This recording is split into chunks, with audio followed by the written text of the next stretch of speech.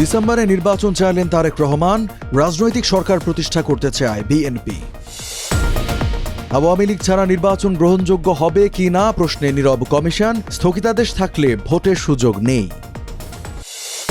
জব্দ করা অর্থ সম্পদ দিয়ে ফান্ড গঠন করবে সরকার, জানালেন গভর্নর। লুটের টাকা বিতরণ করা হবে দরিদ্রদের মাঝে। হত্যা চেষ্টা মামলায় অভিনেত্রী নুসরাত ফারিয়া কারাগারে, বিব্রতকর বললেন সংস্কৃতি উপদেষ্টা। এবং হেঁটে কক্সবাজার থেকে এভারেস্ট চূড়ায় শাকিল, অভিযান C2 সামিট নিয়ে আলোচনা। আমন্ত্রণ টিভিএস নিউজ অব দ্য ডেতে, সাথে আছে আমি রঞ্জু ইফতেখার। এতক্ষণ দেখছিলেন সংবাদ শিরোনাম, এবারে জানাবো বিস্তারিত। ভাগ্নে, বিদেশে এই খাঁটি দেশি ঘিটাই নেই। ঘানি ভাঙা সরিষার তেল প্রশ্নই আসে না। দেশি মুরগির ঝোল, আহ, এই জন্যই তো দেশে এলাম। এই যাবো কিভাবে? দেশি অ্যাপে ওয়াও, এভাবেই পাঠাও আপনার লাইফস্টাইলের প্রাউড অংশীদার। পাঠাও চলো দেশি ভাইবে, চলবে 14 থেকে 31 মে পর্যন্ত। বিএনপি ডিসেম্বরের মধ্যে নির্বাচন চায় বলে মন্তব্য করেছেন দলের ভারপ্রাপ্ত চেয়ারম্যান তারেক রহমান। পশ্চিম লন্ডনের একটি হোটেলে স্থানীয় সময় রবিবার 18 মে সন্ধ্যায় আরাফাত রহমান কোকো স্মৃতি ক্রিকেট টুর্নামেন্ট 2025-এর পুরস্কার বিতরণ অনুষ্ঠানে প্রধান অতিথির বক্তৃতায় তিনি কথা বলেন। তারেক রহমান বলেন, আমরা সরকারের কাছে ডিসেম্বরের মধ্যে নির্বাচন চেয়েছি। এই নির্বাচনের জন্য আমাদের বহু নেতাকর্মী জীবন দিয়েছে, গুম হয়েছে, নির্যাতনের শিকার হয়েছে। এটি মানুষের রাজনৈতিক অধিকার। আমরা এর মাধ্যমে এমন একটি রাজনৈতিক সরকার প্রতিষ্ঠা করতে চাই, যেই সরকার মানুষের রাজনৈতিক কল্যাণে কাজ করবে। দেশটা গড়তে ঐক্যবদ্ধ হওয়ার আহ্বান জানিয়ে তারেক রহমান বলেন, আমাদের মাঝে বিভিন্ন বিষয়ে মতপার্থক্য থাকতেই পারে, গণতন্ত্রে সেটাই স্বাভাবিক। কিন্তু দেশকে আন্তর্জাতিকভাবে এগিয়ে নেওয়া, দেশের মানুষের নিরাপত্তা নিশ্চিত করা এবং কর্মসংস্থান তৈরি করতে আমাদের আজ একটি জায়গায় দাঁড়িয়ে সবাইকে কাঁধে কাঁধ মিলিয়ে দেশটাকে গড়তে হবে। আওয়ামী লীগ ছাড়া নির্বাচন গ্রহণযোগ্য হবে কি না এমন প্রশ্নের কোনো উত্তর দেননি নির্বাচন কমিশনার আব্দুর রহমান এল মাসুদ। তিনি বলেন, উত্তর দেওয়ার সময় এখনো আসেনি।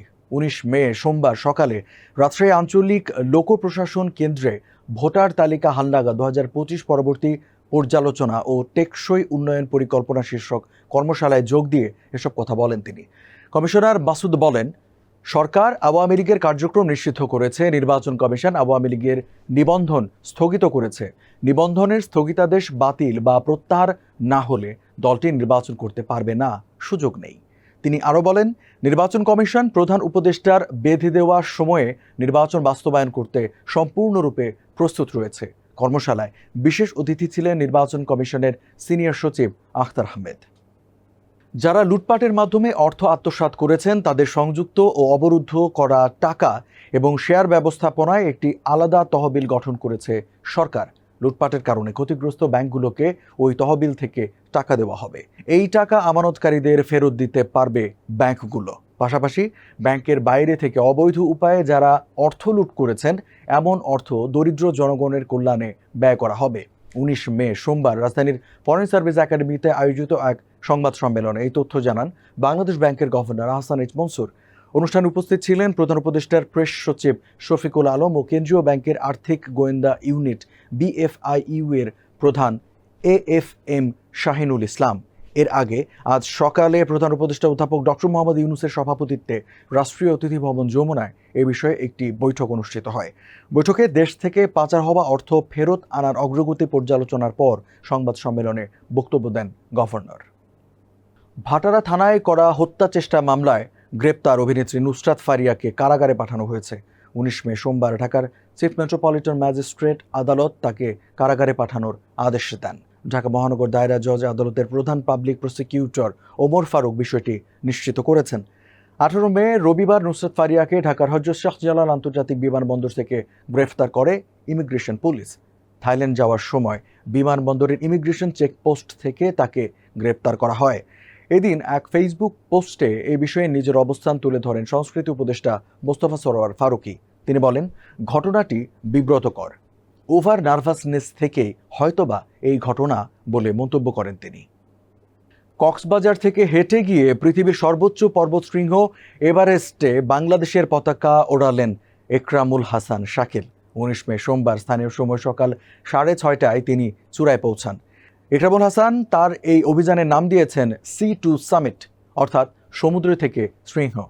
সেই লক্ষ্যেই গত 25 ফেব্রুয়ারি দুপুরে কক্সবাজারের ইরানি সমুদ্র সৈকত থেকে এভারেস্টের উদ্দেশ্যে হাঁটা শুরু করেন। প্রায় 1400 কিলোমিটার পথ হেঁটে গত 29 এপ্রিল এভারেস্ট বেস ক্যাম্পে পৌঁছান ইকরামুল হাসান। তারপর থেকে সেখানেই অবস্থান করছিলেন ইকরামুল। মাঝে 6 মে রোটেশনে বের হন। একে একে ক্যাম্প 3 পর্যন্ত পৌঁছে আবার বেস ক্যাম্পে নেমে আসেন 10 মে। এই পুরো রোটেশন এভারেস্ট অভিযানের মূল শৃঙ্গারোহণের প্রস্তুতির একটি গুরুত্বপূর্ণ অংশ। এরপর মূল অভিযানের জন্য বেস ক্যাম্প থেকে 16 মে ক্যাম্প 2 এ পৌঁছান ইকরামুল হাসান, 17 মে ক্যাম্প 3 এবং 18 মে ক্যাম্প 4 এ পৌঁছান। এই ক্যাম্প দিয়েই সামিট পুশ করেন তিনি। দর্শক, এই ছিল আজকে টিভিএস নিউজ অব দ্য ডেতে। এতক্ষণ সাথে থাকার জন্য ধন্যবাদ সবাইকে।